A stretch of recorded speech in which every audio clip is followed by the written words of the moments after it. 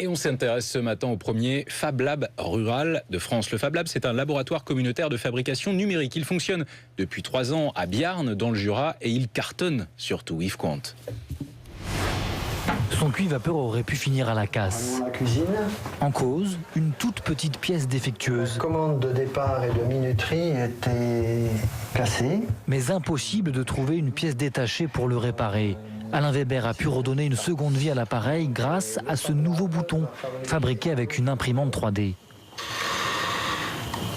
Il n'y a juste qu'un petit problème de plastique qui a été mal évalué au départ dans la conception du produit et qui engendre la panne totale de l'appareil. Ça a un petit côté inadmissible et le Fab Lab nous permet de pallier à ce problème. Le Fab Lab, un laboratoire communautaire de fabrication numérique.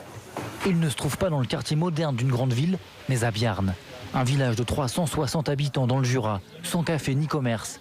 Et le maire lui-même a parfois du mal à expliquer de quoi il s'agit. Dernièrement, quelqu'un m'a appelé et il avait cassé une petite pièce sur sa tondeuse à gazon, tout simplement. Et il m'a demandé si le Fab Lab pouvait la créer. Alors, je dis, venez avec votre pièce et demandez-leur. Car certains n'osent encore pas toujours franchir la porte. Bienvenue dans le premier Fab Lab rural de France. Une mini-usine high-tech installée dans 2 anciennes salles de classe. Pas de tableau noir, mais des ordinateurs, une découpeuse à fil chaud et un scanner 3D. C'est un avantage, quoi. Tu pars pas dans le néant. Ça, c'est une pièce de tondeuse à gazon. C'est le support d'une lame, en fait. Une fois scannés ou modélisés, les plans sont envoyés vers l'imprimante 3D commandée par ordinateur.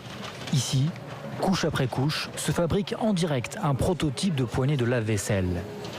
Après, Et on revient à la logique, au bon sens. C'est-à-dire que assez de surconsommation, assez de jeter. On apprend aux gens à trouver des solutions et ils la trouvent avec nous.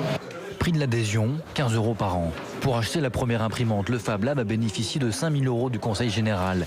Mais à l'origine, leur premier combat, c'est la lutte pour obtenir Internet à haut débit. En fait, c'est la fracture qui a permis de créer une communauté. Et c'est de cette communauté qu'est né le Fab Lab.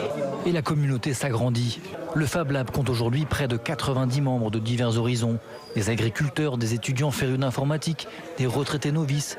Il le répète, la philosophie du Fab Lab, c'est l'échange. c'est un lien social comme nous, un petit peu, qu'on a eu tendance à perdre. Bonjour, bonsoir. Ouais, je crois qu'on se retrouve, ouais. C'est le bistrot numérique. Exactement. Et ce bistrot fait des émules.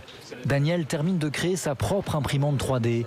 Il compte ouvrir d'ici peu un nouveau Fab Lab dans un village voisin.